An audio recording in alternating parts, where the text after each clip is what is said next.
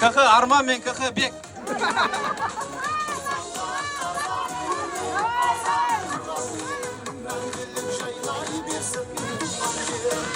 Арман Айнушке жеңсе бір бұқа деп отыр.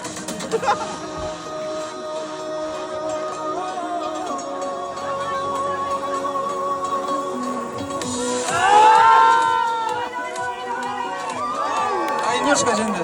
Финалға.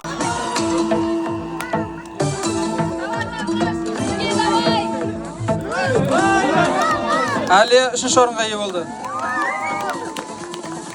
Қолдап отырыңдар.